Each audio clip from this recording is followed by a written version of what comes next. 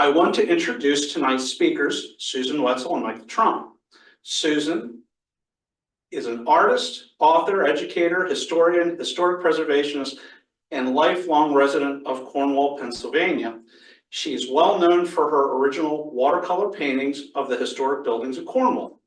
Susan earned her Bachelor of Science degree in art education from Millersville University and has a master's degree in art from Kutztown University. A retired art teacher at the Cedar Crest Middle School in the Cornwall Lebanon School District and former adjunct professor at Lebanon Valley College, Susan continues to pursue her passion for Cornwall history through her Cornwall paintings, which are featured at the Cornwall Iron Furnace, that is a plug, and on the covers of the Communities of Cornwall Across Time publications, which she co-authored with Michael Trump. Susan is the president of the Cornwall Historical Alliance and a board member of the Friends of the Cornwall Iron Furnace, where she is the chairwoman of the Cornwall Iron Furnace Signage Panels Committee.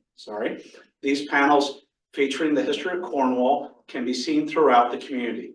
Susan, along with her husband Michael and two children, Elizabeth and Mark, have been very fortunate to reside at Cornwall in an historic carriage house, which they lovingly preserved. Michael Trump, educator, historian, author, artist, and historic preservationist, is a lifelong resident of Rexmont, Pennsylvania. He is well known for his knowledge of local history, historic presentations, collection of historic photographs, and original hand-drawn Christmas cards depicting various buildings in his hometown. Michael earned an associate degree from Harrisburg Area Community College, a bachelor in elementary education from Millersville University, and a master's degree in science education from Lebanon Valley College. A sixth grade teacher at Cedar Crest Middle School in the Cornwall Lebanon School District, Michael continues to pursue his passion for preserving Cornwall history through his publications, Communities of Cornwall Across Time, a historic guide of Mount Lebanon Cemetery, a calendar highlighting the life of Robert H. Coleman, the Colemans, Lebanon's royal family, and a driving tour of Lebanon County. Michael is a board member of the Lebanon County Historical Society, the Historical Preservation Trust of Lebanon County, and a charter member of the Friends of the Cornwall Iron Furnace, where he currently serves on the board as vice president. So please welcome our speakers, Sue Wentzel and Mike Trump.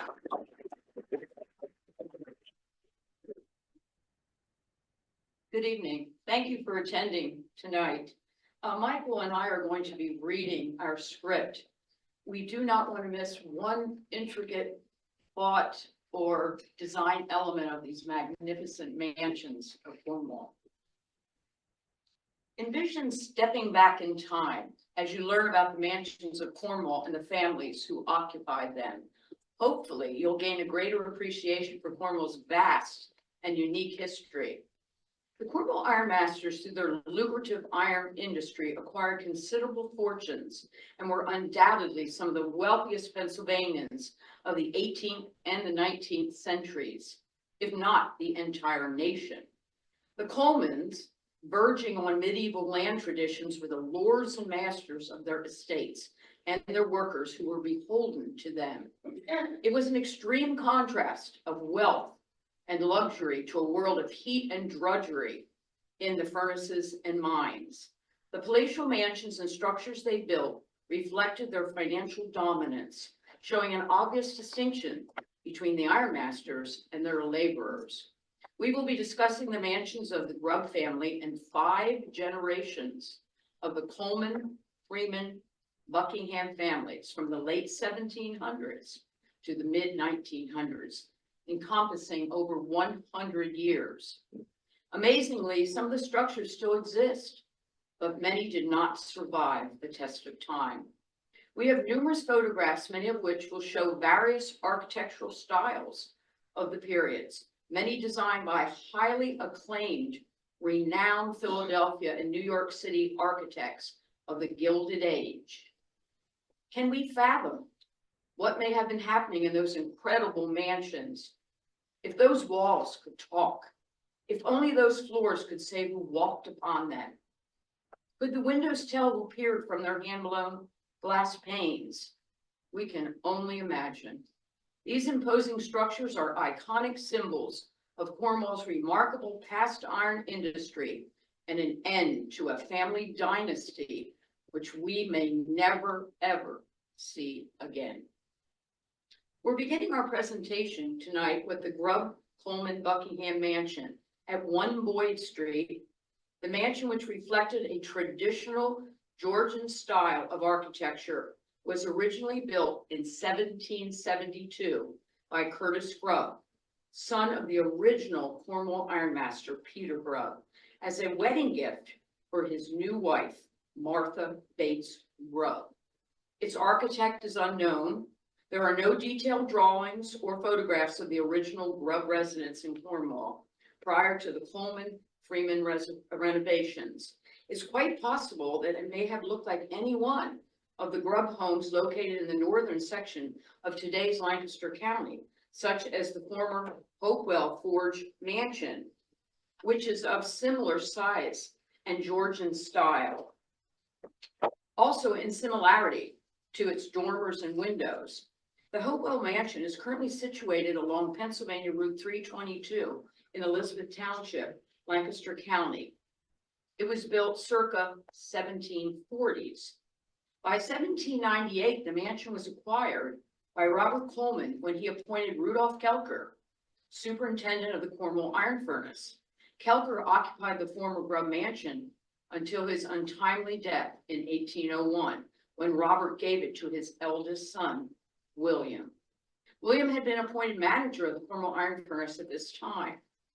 Robert Coleman and his wife, Ann Old, never lived at the Cornwall estate. They resided at the Elizabeth Furnace, then the Colebrook Furnace, retiring to Lancaster City Center. In 1837, Robert W. Coleman, now this is the son of Thomas Bird Coleman, who inherited the home from his father. It was the Thomas Bird Coleman line of continuing generations that created the unique history of the Cornwall estate, which remained in the Coleman family for 147 years. In 1879, Sarah Ann Coleman, and in 1894, Margaret Coleman Freeman, both daughters of Thomas Bird Coleman, inherited ownership of the estate, which was utilized as a family shared summer residence. Margaret C. Freeman's youngest child, Margaret Freeman Buckingham, was the last survivor of the Coleman family to own and reside at the Cornwall estate. There is limited documentation on the architect and the year the mansion was enlarged into an Italianate villa style. That style was epitomized and celebrated by wealthy northern industrialists of America in the mid-1800s.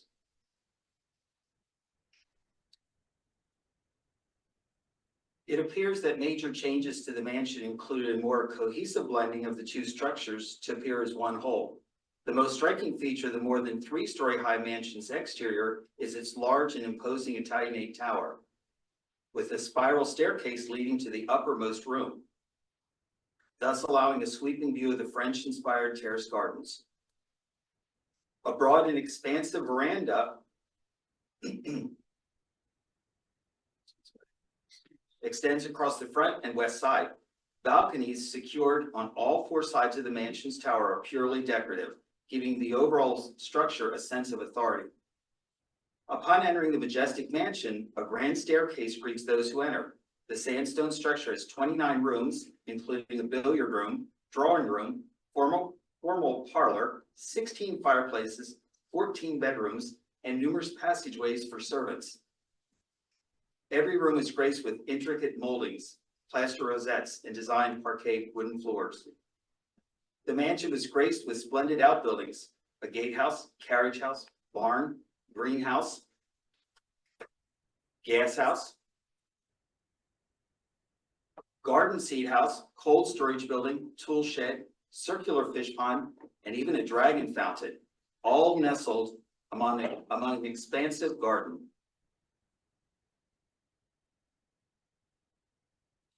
Margaret Coleman Freeman Buckingham was the last Coleman to last Coleman descendant to live in the family mansion upon her death on October 15, 1946. Margaret's nephew, William C. Freeman Jr., an heir to the historic mansion and 74-acre estate and outbuildings, amazingly accepted an offer of $20,000 from the Cornwall Methodist Church. It was an extremely low bid from the asking price of $100,000. The title was transferred on February 15, 1949 to the Chartered Methodist Church of Cornwall. On May 13, 1949, the Cornwall Methodist Church project was undertaken by the Philadelphia Methodist Conference. Their vision was soon realized to create a retirement home for clergy and their wives. In 1947, the Buckingham estate was offered at no cost by Mr. Freeman to be used as a park. The borough, Cornwall, refused the offer. In 1968, the retirement home was renamed Cornwall Manor. In 1996, the mansion was renovated to create elegant new apartments for the retirees and is still standing as an historic reminder of the Coleman family that once lived there. Superintendent residence of the Cornwall Furnace Company, later known as the Jackson House, is located at 220 Boyd Street. Architectural features suggest the local sandstone structure was built around 1830. Architect unknown. It served as a tavern or inn for travelers passing through the area for food, drink, and a night's rest. In the 1860s, as the manager's residence of the Cornwall Iron Furnace Company, it became the residence of furnace manager James Patterson Jackson and his sister Letitia Jackson, an ardent supporter of the Coleman Women's Charity Works, until 1872, when they resided in the Grubb-Coleman Furnace Manager's Mansion, which you'll see later. The structure later served as offices for the Bethlehem Steel Corporation's reign in Cornwall until 1978. I'm sorry, from the 1920s to the 1970s. The Cornwall Methodist Church home in 1978 purchased this landmark building. And in 1985, the Cornwall Children's Center relocated from its original site at Grandview Manor, which you'll also see later, and was then moved to the former steel company's office until 2014. The former Jackson House is still standing overlooking the Cornwall Iron Furnace. Next up is the Anthracite Furnace Superintendent's residence located at 60 Anthracite Road. Served as an office for William Coleman, ironmaster and owner of the Anthracite Furnaces and nearby farms. It was also a residence for William and Sue Ellen Coleman and family. The mansion was promptly built on the hill slightly east of the sharp curve on the Anthracite Road. For many years, this curve was known as Churnich's Curve due to the home's last known occupants, the Churnich family. It was constructed in 1849, same year as the Anthracite Furnaces, a brown sandstone overlaid with stucco. Prior to leaving the Cornwall area, Robert Habersham Coleman, William and Sue Ellen's son, and his second wife Edith and their children were living temporarily in this mansion before they traveled to their new home at Saranac Lake, New York in May of 1894, never returning to their beloved hometown. The abandoned home was raised in 1938, and its stone was utilized to construct the wall surrounding the Rexmont Fireman's Park. A portion of the park's wall once displayed a date stone, which may have been from the Anthracite Furnace Superintendent's residence. Date stones were referred to by many as date boards because they were often made of wood and placed in that piece. Since the 1980s, the home of the late Dr. and Mrs. Ronald Bernhardt and family occupied the former site of the once elegant mansion.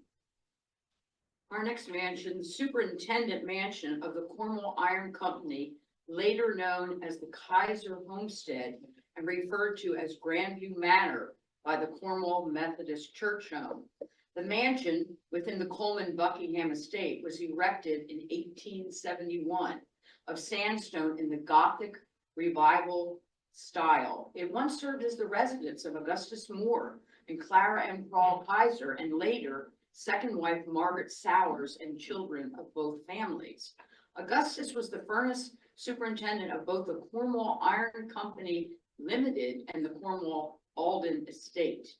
Keiser was employed by the Freeman Buckingham family from 1872 to 1919, when Bethlehem Steel became the final owners of the Coleman Empire.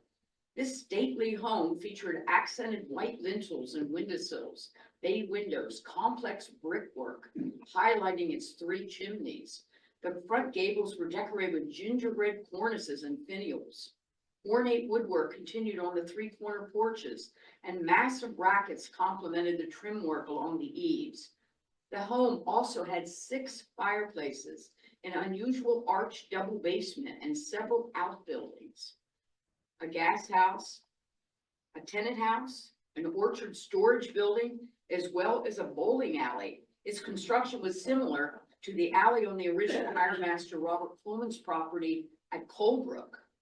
The home and portion of the estate was sold in 1947, 1 year after Margaret Buckingham's death, by her nephew and heir, William C. Freeman Jr., to Joseph S. and Edith Corinch. It was the only time that Mr. Freeman sold a portion of the inherited Buckingham estate to a private owner prior to the sale of the estate to the Methodist Church Group. In 1954, the Methodist Church received the mansion complete with its furnishings and outbuildings through a generous monetary gift from Arthur R. Flanagan and his wife Ann L. to the church home. For almost 30 years, the mansion housed residents of the Methodist Church home. Prior to the mansion's demolition in 1985, the Cornwall Children's Center had been housed in the home for 3 years before being located at the Jackson House. The large sandstone barn high on the hill overlooking the Keiser estate and later the Grandview Manor was converted to a private residence in 1961 for Arthur E. Shade, his wife Dorothy, and their 3 children. Arthur was the first managing director of the Cornwall Methodist Church home. Other directors and their families resided there until it was sold to David L. and Becky Sue Broderick and family in 1983. The Cornwall Ore Bank Company's superintendent's office and residence was originally perched on the edge of the open pit located near Miners Village's Cornwall Railroad Station. It was built by the Cornwall Ore Bank Company in 1864, designed by John MacArthur Jr. to serve as both as an office and residence. J. Taylor Boyd was the first superintendent of the Cornwall Ore Bank Company in 1853, holding his position for over 50 years. He and his family were the longest occupants of the house. By 1927, it was primarily used for a private residence. The last tenants were number 3 mine foreman George G. Wisty and his family. The majestic building with its intricate ornamental elements, mosaic stonework, diamond patterned windows, decorative brackets, dentil molding, and striking tower. The mansion was raised in 1964 to extract ore that had been detected near it and for the purpose of relocating the main road that passed it along into Miners Village. The new road was renamed Boyd Street in honor of Superintendent J. Taylor Boyd. The dismantled brown sandstone wall from the mansion entrance was used in the construction of a second stairway to the sanctuary of the Cornwall United Methodist Church. The remaining stone provided a second-story addition to the People's National Bank on the northeast corner of 8th and Cumberland Streets in Lebanon, formerly opened in 1885 by Robert H. Coleman as the Lebanon Trust and Safe Deposit Bank. As for the bell, and this was just solved this past year. It was cast by the Menely Foundry of West Troy, New York in 1848 and purchased from Lebanon's First Methodist Church that was located at 10th Street and Walnut Alley. After the church relocated to their next structure, their new structure at North 8th and Willow Street, the bell was sold to the Cornwall Ore Bank Company and was installed in 1867 and continued into service, continued use until 1927 when it was removed and placed in the Bethlehem Steel Corporation Office Center in Bethlehem, PA. The bell was returned to Cornwall in 1987 after Bethlehem Steel sold most of its holdings at the research complex. Today, this 450-pound bell can be seen on display at the historic Cornwall Iron Furnace. Cornwall Ore Bank Company superintendent's residence was situated adjacent to the Cornwall Ore Bank Company office and residence. In 1884, at a cost of $12,000, a new residence was built. This stately home, constructed of limestone and trimmed with sandstone, became the residence of the manager of the Cornwall Ore Bank Company, and later the superintendent of the Bethlehem Steel operation at Cornwall. In addition to the majestic residence, on the property stood a large stable carriage barn, utility shed, potting shed, and privy. Note the stable carriage barn has the diamond window at its gabled end, which is a unique characteristic of many of the Cornwall Ore Bank Company buildings. Sheldon J. Shale, superintendent from 1951 to 62, and his wife Ruth and their 5 children were the last to live in the home. Over the years, the grand structure was remodeled to meet the taste of each of its occupants. The mansion's barn was eventually converted into an apartment and a garage. The residence and outbuildings were raised in 1964, I'm sorry. A few foundation remnants of the barn, cold frames, and a trough can be found today hidden among the undergrowth that now reclaims the site. Grubb-Coleman Furnace, manager's residence at 200 Bird-Coleman Road, was built in 1872 to serve as a residence for J.P. Jackson, the manager of the newly erected Bird-Coleman Furnaces. We strongly suspect the architect was W. Bledden Powell. The mansion was quite large with its Romanesque arch porches, Jerkins head dormers, hip and gabled roof lines, and flared top chimneys. Furnace superintendents Frederick Brammer and Herbert Cox and families resided in the mansion from 1904 until the closing of the furnaces in 1921. The impressive mansion was eventually divided into apartments and raised in 1945 to create a new access road for the nearby No. 3 mine. Dr. Aaron Heisey and real estate manager for Bethlehem Steel, Wilmer Rule, salvaged materials from the structure which were used in the construction of cabins located on Mine and Butler Roads near Mount Gretna in an area known as Cabin Point.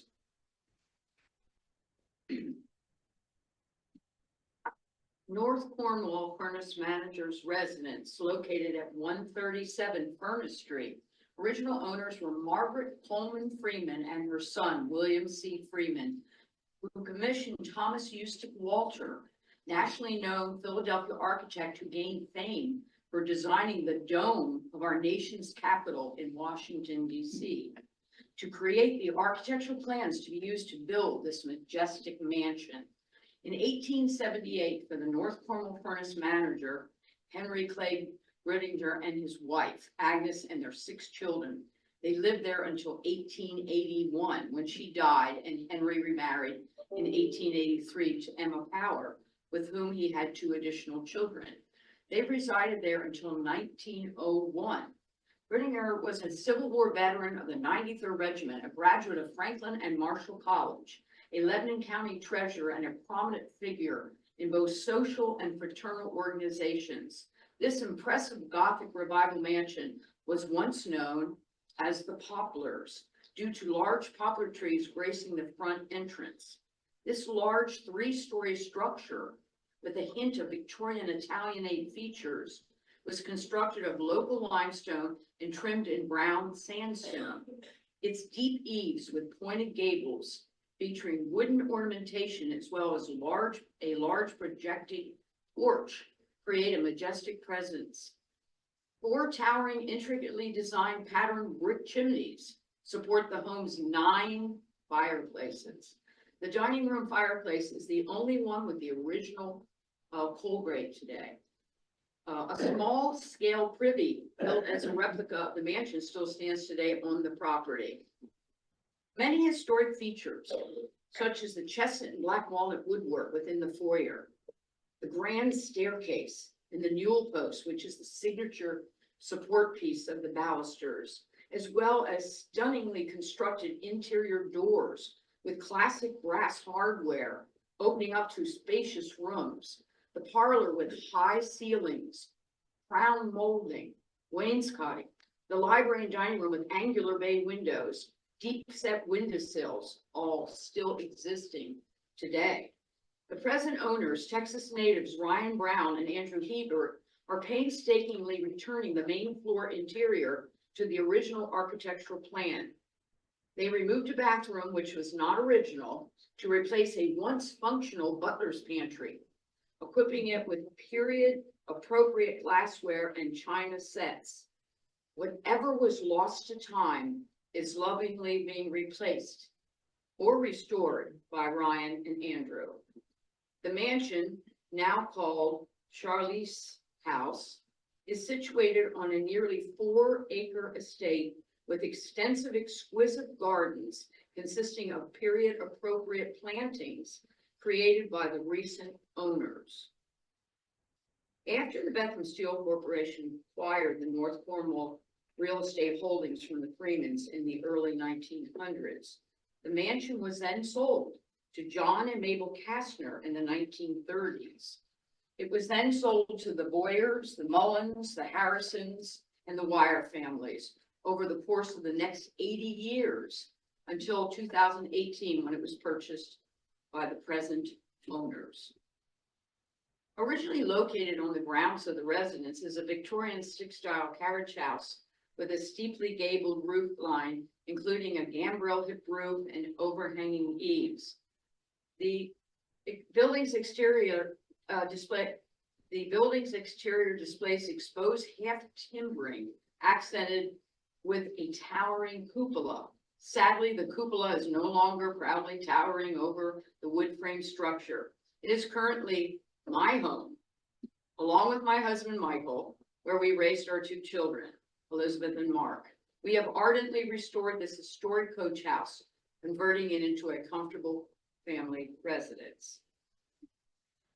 Our next mansion. William and Sue Ellen Habersham Coleman resided at 2550 Cornwall Road. William Coleman and his wife Sue Ellen were married in June of 1855, in Savannah, Georgia. That is Ellen's familial town. It was known as a trading center for iron products.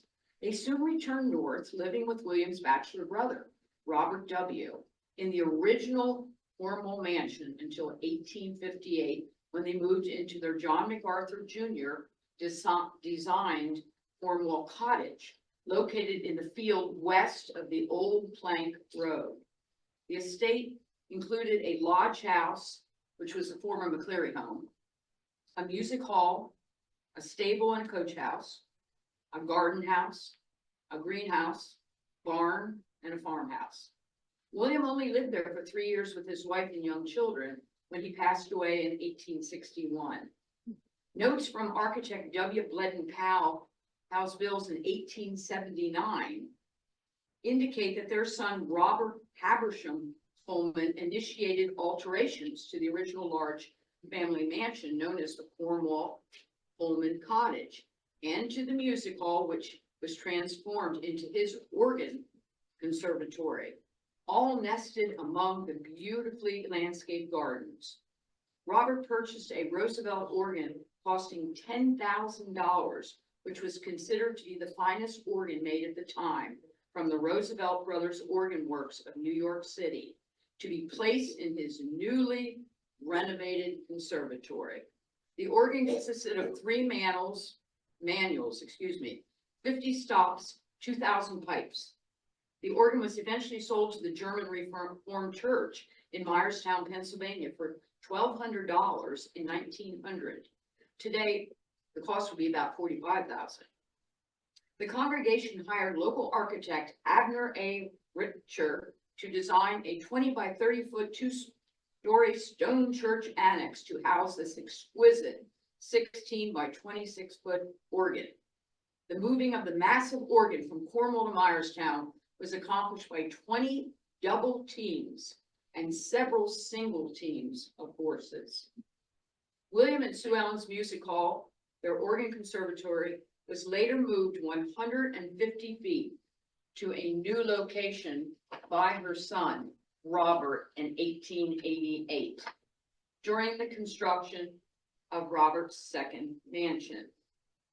On the architectural firm of Hewitt and Hewitt's blueprint of Robert H.'s second mansion, there are faint single lines, which I enlarged and sketched, showing remnants of his parents' original sprawling cottage, designed by John MacArthur Jr., and the 1879 alterations proposed by W. Bledden Powell.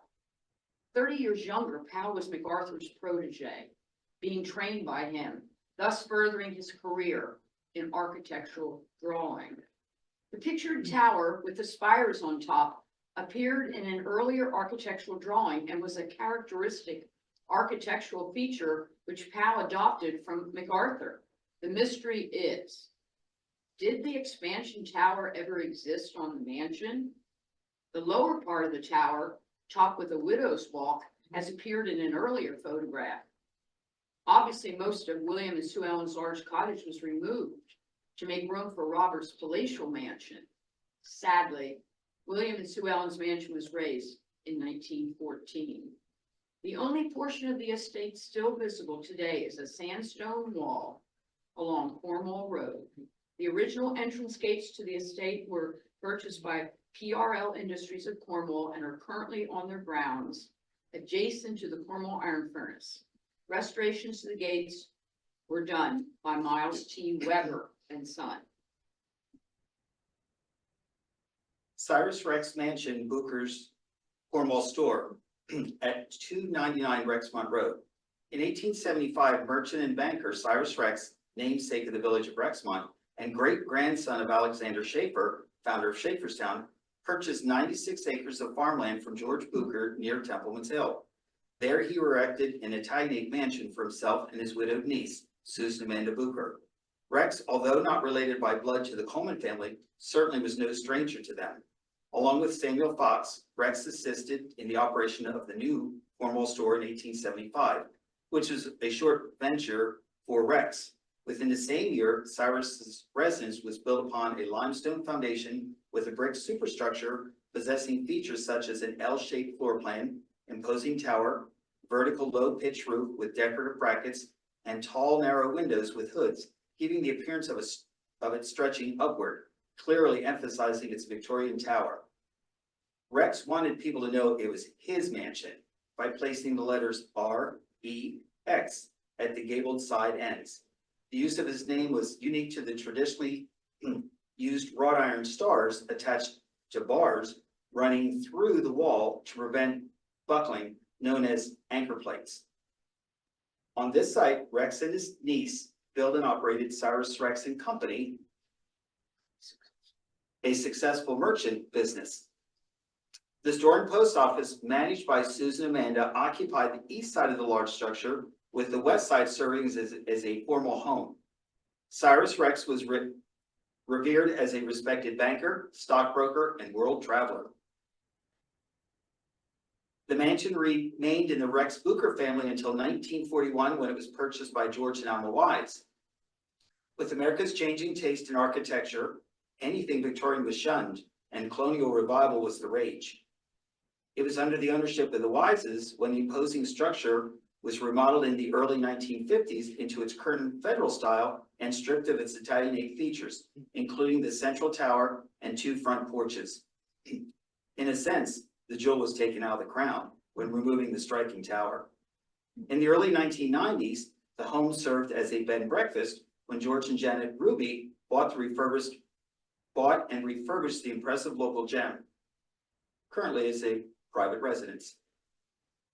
Next mansion, Robert Habersham Coleman's mansion number 1 at 47 Freeman Drive. In 1879, Robert Habersham Coleman would take over the family fortune and marry the love of his life, Jane Elizabeth Lily Clark. They were married in January of that same year in Connecticut.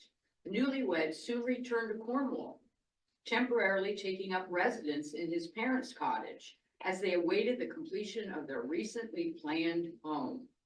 Robert H. met with Philadelphia architect W. Bledden Powell to construct a massive mansion and an immense stable and carriage house, a sandstone building for his model trains, and a half-mile trotting course, which would proclaim his status of wealth. The Scottish baronial-style mansion was built from local sandstone and was located just west of his parents' residence. There are no known photographs. However, one can only imagine the building having an elaborate, embellished, multi-gabled roof line, towers with conic tops springing from corbels in a castle-like design. To give a visual example of what Robert's mansion may have looked like, We chose to use photographs of the Scottish baronial style Balmoral Castle in Aberdeenshire, Scotland, and the Buchanan Castle in Stirlingshire, Scotland. During construction, the couple sailed to Europe to begin selecting furnishings and artwork for their new home. Sadly, Lily took ill and died suddenly in Paris, France, on May 10th, 1880. Devastated over her death, Robert halted all remaining work on the mansion and insisted all traces of the structure be removed. Robert may have been distraught over the death of his young wife. However, new details have recently come to light through the in-depth research of the former Cornwall residents. Both historians, would be Jared Black and his father Michael Black, who have been delving into hundreds of pages of letters between Robert and his architect Powell as to several discrepancies on extra work needed to accomplish Coleman's extravagant demands and his refusal to pay Powell for the necessary work to achieve Coleman's requests and his desires. This may have halted the construction of the mansion and possibly to its final destruction. All that remains is the once elaborate stable carriage house with an open observation tower, as well as a tack, blacksmith, wheelwright shops, machine shops, half-mile trotting horse, all in need of renovations, and a red sandstone gatehouse, which is located across from the Cornwall Methodist Church, serving as a private residence. Now we're moving to R.H. Coleman's Mansion number 2, which is in essence is an expansion to William and Sue Ellen Coleman's residence, which would have been his parents, at 2550 Cornwall Road. Local folklore has often confused Robert Haversham's second mansion as being the residence built for he and his first wife, Lily. However, modern research has proven otherwise. In 1884, 4 years after the death of Lily, Robert H. married Edith Elliott Johnstone. He hired the Philadelphia architectural firm of George Watson Hewitt and his brother William Dempster Hewitt, and the supervising architect was C.C. Henchman. And they were all hired in 1888 to erect a palatial mansion. It was of considerable size. It was so grand, it was like no other existing in Lebanon and surrounding counties. It was in the style of the Victorian Beaux Arts post-Richardsonian design. At that time, R.H. Coleman's worth was stated at $30 million, placing him ahead of J.P. Morgan and F.W. Vanderbilt. Today, his worth would be just shy of $1 billion. The 3-story L-shaped mansion had a limestone foundation, local red sandstone superstructure, a grand tower, glazed brown Spanish tile roof, portable chimneys, massive Romanesque arches supporting an expensive front porch, as you can see on that slide.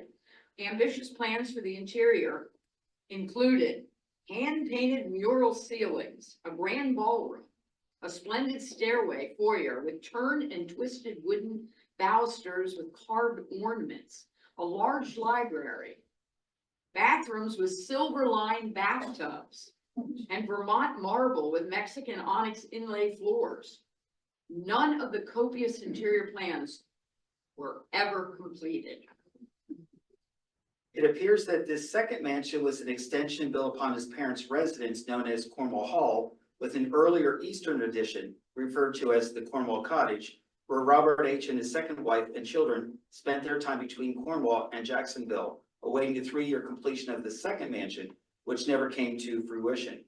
Robert's incredible mansion came to symbolize the rise, fame, and decline of the King of Cornwall during America's Gilded Age, and was never completed or occupied by the Coleman family due to Robert's financial failures of 1893. Robert's mansion was sold to his cousin, William C. Freeman Sr., in 1901 for $30,000, today a little over $1 million, along with the outbuildings and other land holdings. After sitting idle 20 years, the mansion was raised in 1914 by H.M. Miller Company, as well as the Griner brothers. Both Griner brothers, Jeremiah and Matthias, used the stone and other materials from Robert's mansion when building their own homes. Jeremiah's home at 888 828 Walnut Street. No, it's 828. And Matthias's home at 1225 Colebrook Road, once known as City View Heights, are still standing in Lebanon, Pennsylvania. The finial on Jeremiah's conic rooftop and his red sandstone wall were repurposed from Robert's mansion, as well as the stone pillars and front facade of Matthias's home. Today, although no longer standing or no longer existing on Matthias's property, were stone architectural landscape features reused from Coleman's estate. Dr. Samuel Breck's property was formerly on the western edge of Quentin, where the Scenic Ridge development is currently located. Breck's property was once graced with a sandstone wall from the demolition of Robert Coleman's mansion. Recently, in 2023, the stones from the Breck property have been utilized at the Campbelltown Eatery, the Rising Sun, located to enclose an outside patio area. In addition, 2 homes within one structure located at 312 and 314 South 12th Street near Oak Street were also constructed using the mansion's sandstone.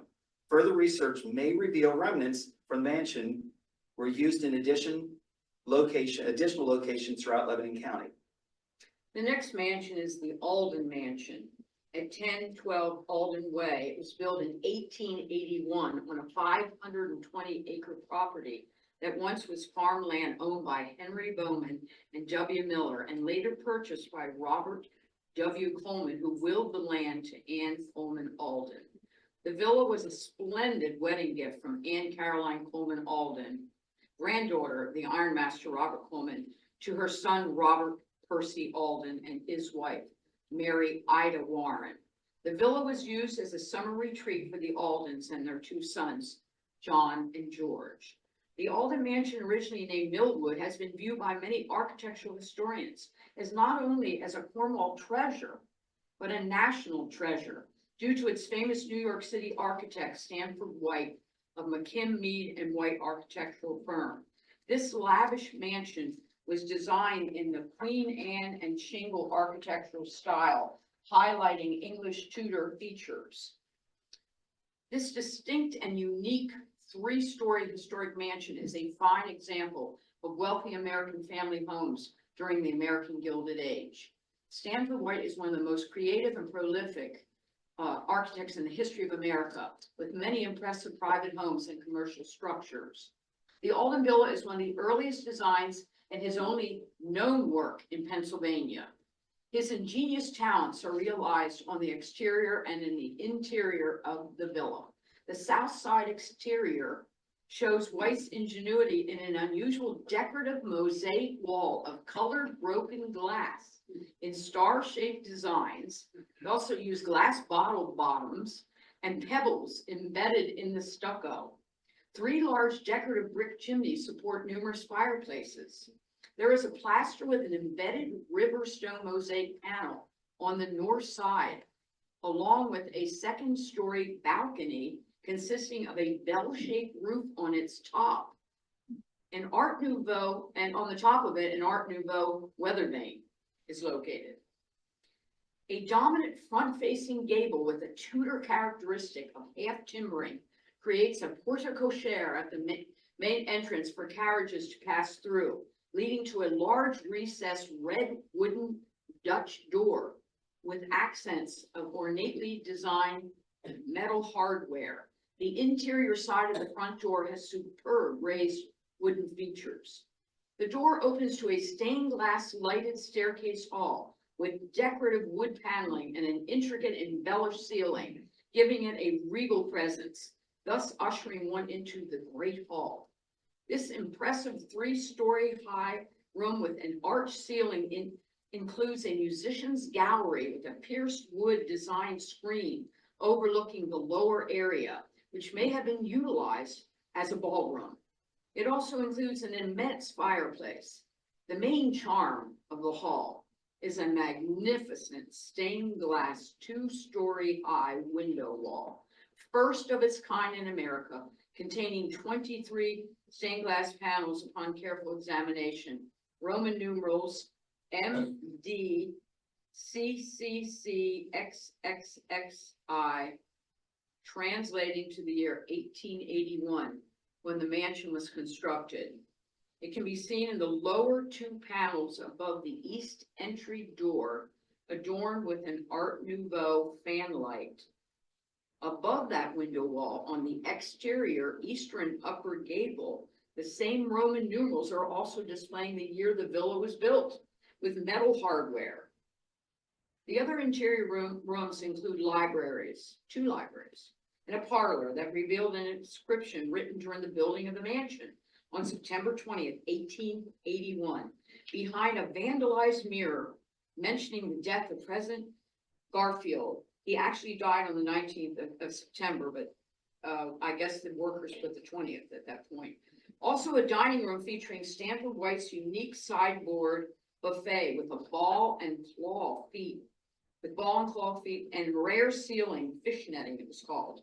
Ornamentation of lace, jute, and wicker, which was tacked over blue paper spattered with droplets of silver paint.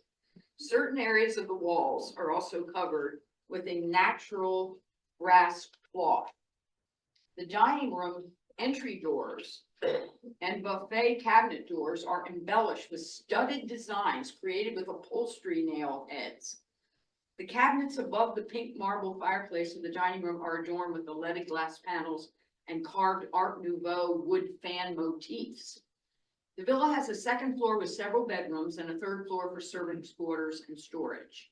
Research has unveiled that the 23 stained glass Tiffany-like windows grouped throughout the staircase hall and the Great Hall were created by Stephen Slack and his company located in Orange, New Jersey, a contemporary of Louis Tiffany during the 1870s to the early 1900s. Slack was very accomplished after long and varied experience in every decorative detail to stained glass window creations. This information concerning S. Slack and Company was revealed by historian Jared Blau through his documentation and preservation of Rick Harpel's personal Coleman Village collection, which revealed a page from the 1880-1881 bill book of McKim, Mead, and White's architectural firm, showing the payment of $720 by the Alden family to S. Slack and Company for his stained glass. Today, that payment would be equivalent to over $22,000. It is sad that an accomplished stained glass artist of Tiffany's level of artistry,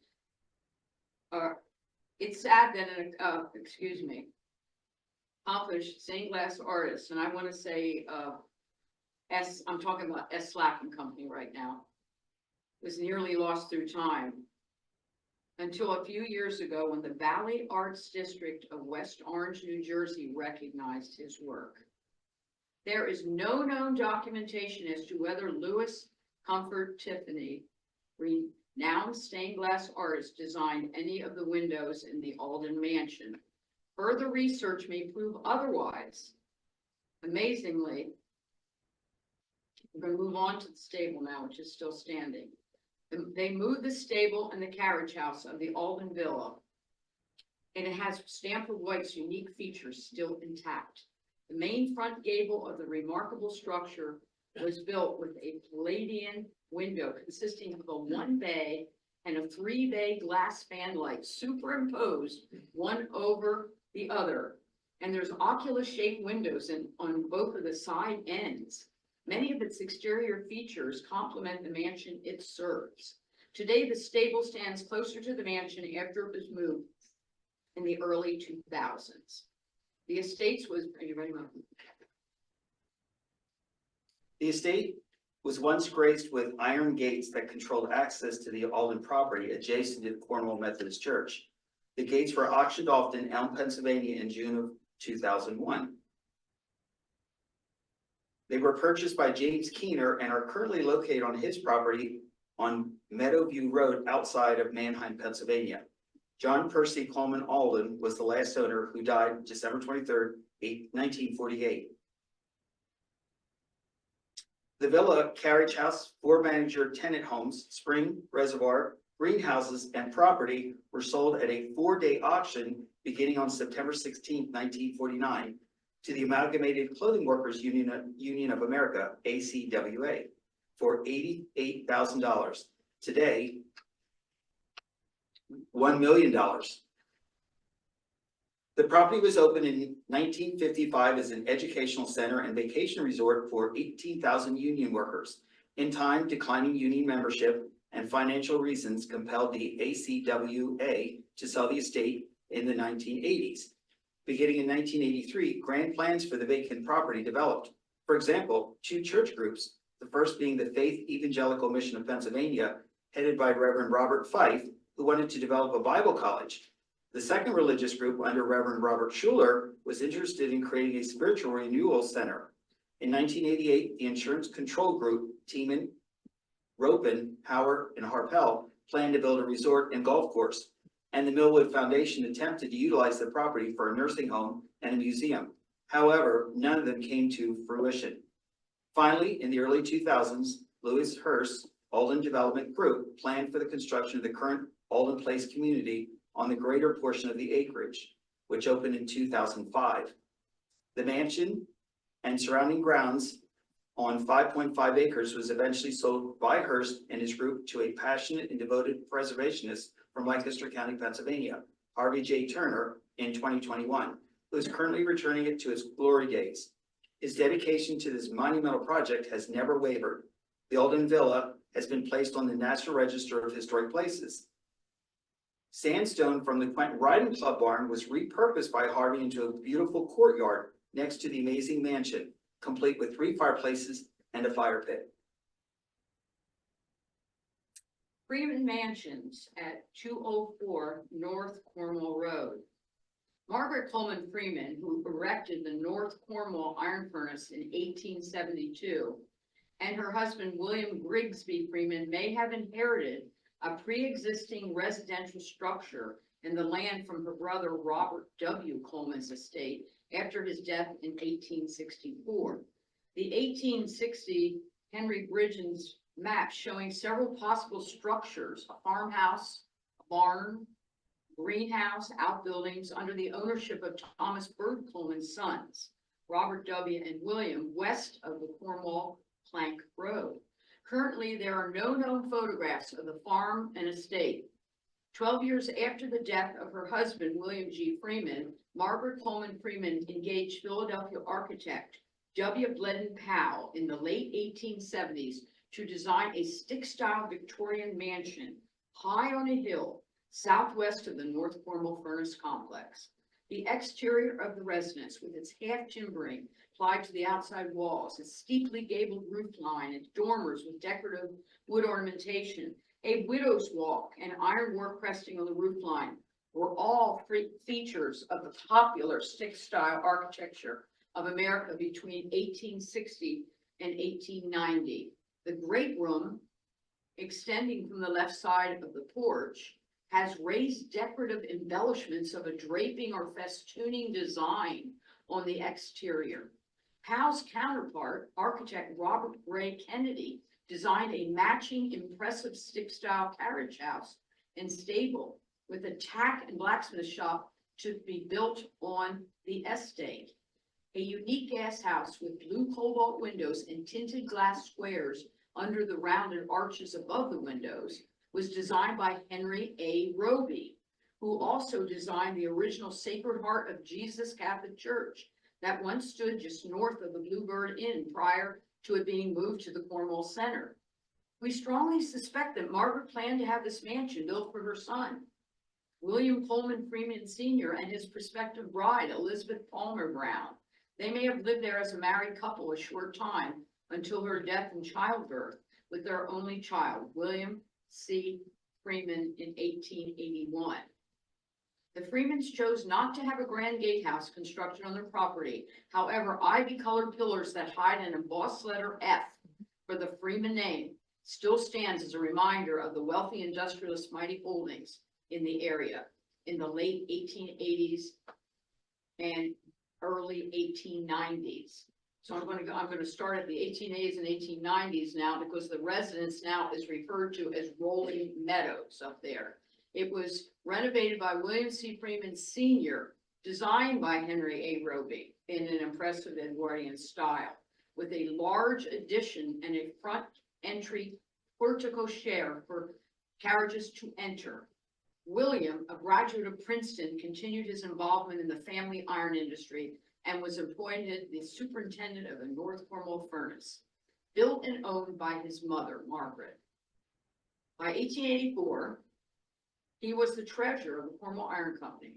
He was the president of the Cornwall Railroad. He was the secretary of the Cornwall Ore Bank Company. His newly massive upgraded residence eliminated the great room to create a larger symmetrical veranda with Romanesque arches and an extension to the rear of the structure, making it less decorative and more elegant. All that remains today is the portico share.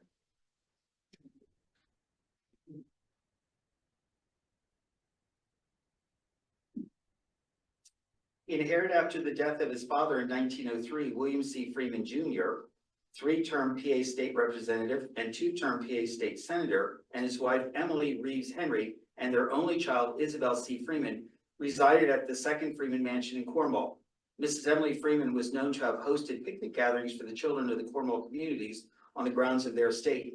In 1935, Isabel, their daughter, married Theodore Clattenburg of Philadelphia. Their wedding reception was held at her parents' Rolling Meadows Cornwall Mansion. The newlywed couple resided in Philadelphia, where Theodore was employed at an architectural firm. By 1940, the outdated massive mansion was raised by William Freeman Jr. and replaced with a smaller colonial revival style brick residence designed by Isabel's husband. Clattenburg was commissioned by William C. Freeman to design the new home in August of 1940.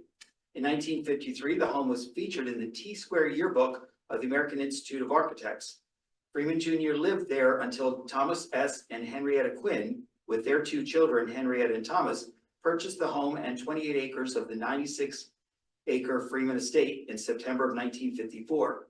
Quinn, former chairman of the board and CEO of the Lebanon Steel Foundry, and his wife lived there until 1997. The residence and estate were transferred to their son Thomas Sidney Quinn III in March of 2001. Still standing on the estate is the American four-square stucco home built circa about 1890, which once housed the Edwards family. Mr. Andrew Edwards was the coachman and his wife Julia, a caregiver both for the Freeman family. Their son Andrew and daughter Julia, a Cornwall school teacher, lived there until the mid-1950s, when the John Harvey family, under the ownership of the Quinn family, resided there until the Will Rogers family became the caretakers of the estate. Freeman Farm Manager's Mansion and office at 2550 Quentin Road. The horse and cattle farm owned by John A. Bowman was purchased by Robert H. Coleman in 1882 and owned by him until 1894. The office mansion, farm manager tenant frame home, two greenhouses, several stables, barns, and other outbuildings were built by Robert H. Coleman in 1888. We have yet to determine who the architect was. However, the mansion combines several architectural styles such as the widow's walk on the roof and the expansive veranda-like porch of the Italianate style, as well as a bit of Romanesque and colonial revival. Robert H. named the property the Cornwall Hackney Farm, where he imported America's first Hackney horses to the Cornwall area. They were fine carriage animals that moved England's aristocracy in the mid-19th century. People from Boston to New York to Philadelphia to Baltimore came to his farm to buy hackneys. The estate and mansion were sold to William C. Freeman Sr. in the early 1900s, and after his death in 1903, his son William C. Freeman Jr. inherited the farm. William J. and his wife Rachel Wilson Knoll, and later his second wife Mabel Miller Knoll, and his 6 children from both marriages lived in the manager's residence. Beginning in 1907, William served as both private secretary and manager of the farm for William C. Freeman Jr. For the next 27 years, Knoll served as the general manager of the Freeman interests in Cornwall. He was highly involved in politics and fraternal clubs, and was known as the leader of the name change of the town Bismarck to Quentin after President Theodore Roosevelt's son Quentin, who lost his life in service to the U.S. while serving during World War I. Operating as Maplewood Farms Incorporated in 1934, the farm was sold to the Quentin Riding Academy, and 1 year later, the contents of the mansion were sold at a public auction. C.M. Erdman and H.H. Harkins eventually purchased 136 acres in 1942 to expand and improve the riding club. Joseph Crinch bought the club in the late 1940s, early 1950s, leasing it to the riding club. What's that? Yeah. Later known as the Quentin Riding Club. Oh, too far. Later known as the Quentin Riding Club, it became a popular place for hosting horse shows from the 1940s until the early 21st century, drawing thousands of equestrians from all over the United States. Local developer Louis Hurst purchased the site in 2019. He plans to build a 121-unit apartment complex for seniors and a convenience store on 44 acres of the estate, and a possible equine therapy center on the remaining 18.5 acres. The historic octagonal barn on the estate was rescued from demolition when it was moved to a site in Randallstown, Maryland in 1998. The mansion, caretaker's home, and several horse barns were raised in 2023. All that remains today sitting idle is the former limestone blacksmith shop. And I get the chance to talk to you about the last one. You're probably thinking, thank goodness. The North Cornwall Furnace Office and Assistant Manager's Residence is a large brick structure located at 143 Hillside Street. It was erected in the early 1870s. Its six-style Victorian elements and gambrel hip roof match the carriage house of the North Cornwall Furnace Manager's limestone mansion located near the office. It has been recently uncovered that W. Bledden Powell was the architect of the building. Through the verification of the same time period, written handwriting, fonts, and line placement on recent acquired architectural drawings. A later copy of the original architectural drawing of the building, signed by engineer George Garrett, shows a second floor living area. Garrett was hired by the Bethel Steel Corporation to prepare a more modern drawing for renovations to the office. Today, there is no evidence as to who may have lived above the office when the Coleman family furnaces were in operation. However, during Bethel Steel Corporation's ownership, the structure was remodeled in the late 1920s and fitted for the housing of their upper management. In 1954, the mansion was sold to the Lebanon County senior judge, the late Honorable G. Thomas Gates, and his families who lived there until the early 2000s. Today, this imposing home remains a private residence owned by Rich Schaefer, who purchased it in 2010. Along with his deceased father, Rich has fervently committed several years to restoring the historic building.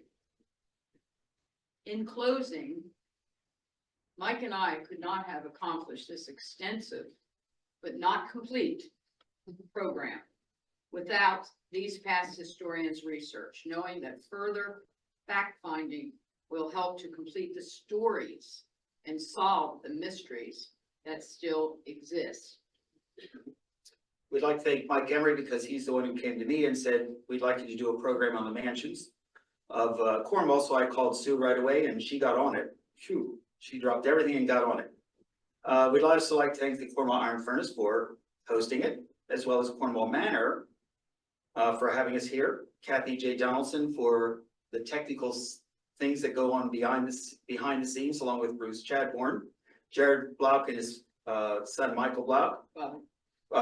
Father and son, I'm sorry, Harvey J. Turner, Ryan Brown and Andrew Hebert, James Polchinski, Bruce Bomberger, Shane Keenan,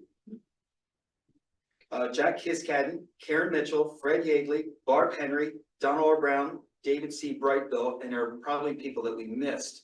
But it's amazing how things just connected. You talk to someone and how they'll say, you may know this, or we can put you in touch with something. Just the organ alone, that was on a, led us down a rabbit hole, but we were so determined we had to solve that mystery, and we did it. We are finished. Thank you. Thank you.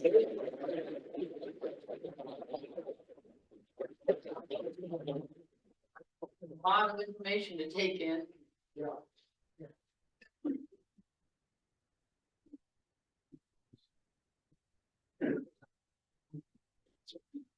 Is there anyone that has any questions? And if you want to go ahead and start to pick people out, the one thing that I'll ask you to do though is stand up here, so that you're. And after the person asks the question, if you can go ahead and rephrase that so that people at home can hear it, and then with the answers. Is your presentation in book form?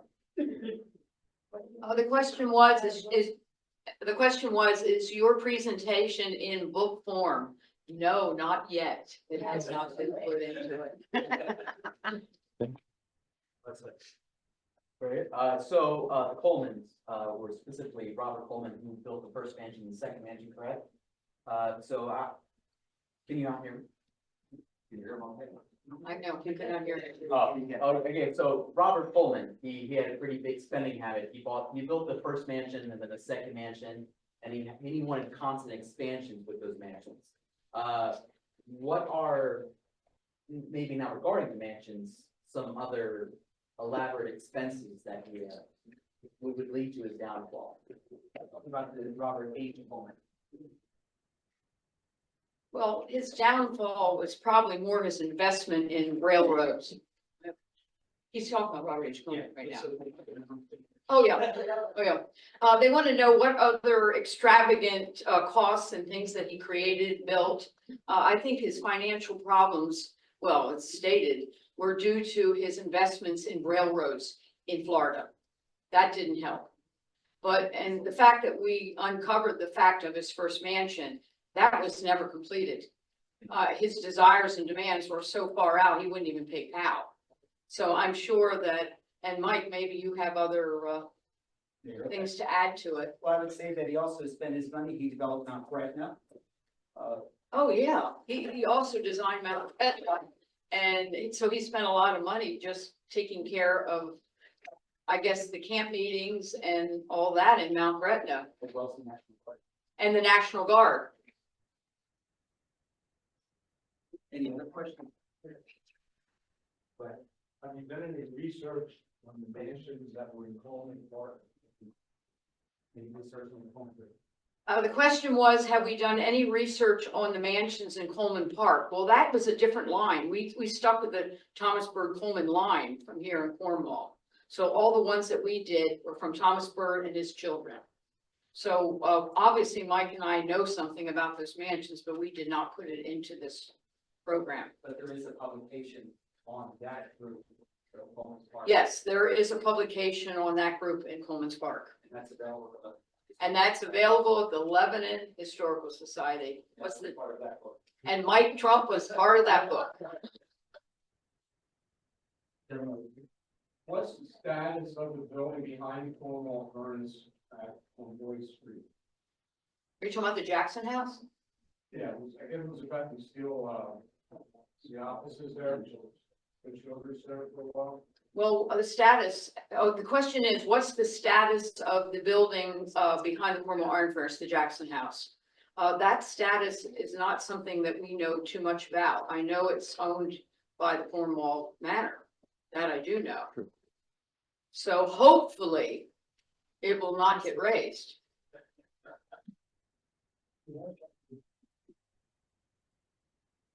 Mike doing?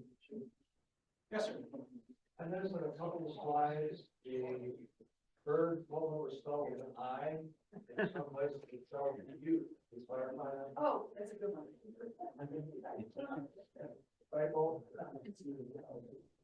The question was, he noticed that with our slides, some of them spelled bird for Bird Coleman, B-U-R-D, and others spelled B-I-R-D. Well, obviously, the correct spelling would be B-I-R-D for Thomas Bird Coleman. However, we keep it as B-U-R-D only because of the Cornwall Borough naming the street and spelling B-U-R-D. So we're trying to have a balance between B-I-R-D and B-U-R-D. So we usually, in our publications that we do, we usually explain that. So anytime we're referring to a street in Bird Coleman, it's B-U-R-D. Anytime we're referring to a furnace that was created by the Thomas Bird line or Thomas Bird himself, we use B-I-R-D. So. Anybody? Anybody else? I know it was a lot of information to take in, but we just couldn't tell people.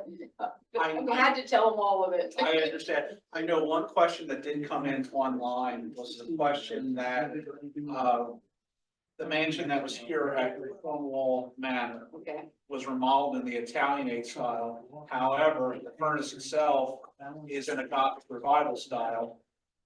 Why the difference? Thank you very What's much. the question? good question. Yeah. That's why we're a mystery. Well, and it's It has also, to do with the years. yeah, obviously. it's, it's about 15 years Because difference. one's Gothic with the Gothic pointed arches, that is not the Italianate, that's the Gothic. And that tends to come later. Right, When it's done, right. so.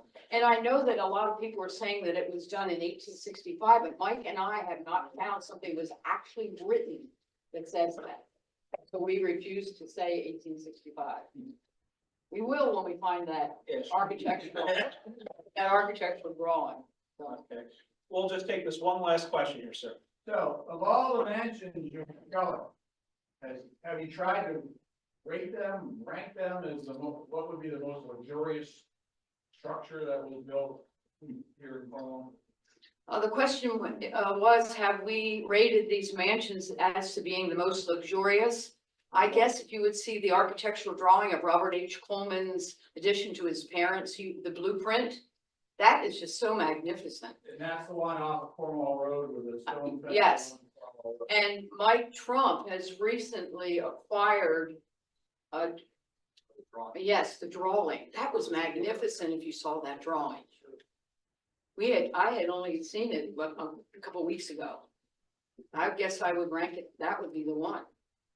I don't know. If you're ranking those that are standing, I'd have to say the Alden Mansion. Oh, It's that's one of those places that when you see it first, you go, okay, but as you really look at it, you go, oh my. Because it's meant to be looked at, all the details of it is incredible. But again, that's personal taste. Plus, it's still standing. Yeah. Thank goodness. Is it still standing because it is Stanford White? The question was, is it still standing because it is Stanford White? I do know that when they purchased the amalgamated clothing, I know that it was something about the national, or was it the state stepped in and they couldn't remove certain parts of that mansion. However, they got away with raising some of the tenant homes that were designed by White, which they shouldn't have done.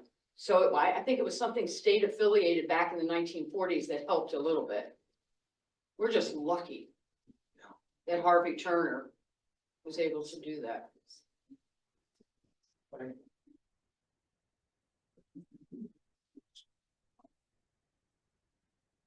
Well, that was a lot of information. I hope you all enjoyed it.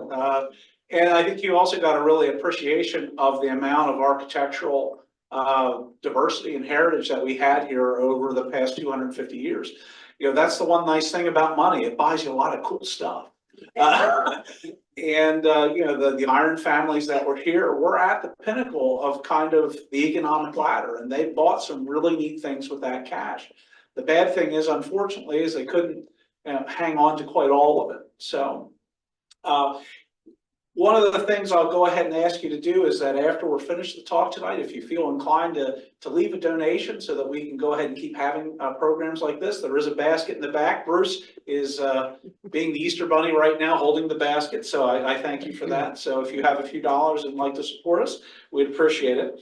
But thank you all for joining us for this lecture. I especially want to thank Sue Wentzel and Mike Trump for their presentation, and for Kathy Donaldson for helping to organize our virtual talk, and for Bruce Chadbourne for his technical expertise in helping to record this evening's talk.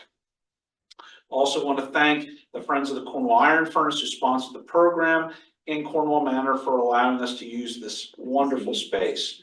So please join us for our next lecture, which will be Tuesday, November 12th, when Mike Weber will present Charcoal, the Fuel That Forged America. Our next event will be on Saturday, September 21st, when Sue will be doing a Pennsylvania German Moravian Star workshop. So if you're interested in that, just go out to our website, cornwallironfurnace.org, and there's information and ways to go ahead and sign up for that class. Also, just a reminder that the museum is open Friday through Saturday for tours. So please check our website for details for tour information. And of course, please stay safe and good night, and thank you all for attending.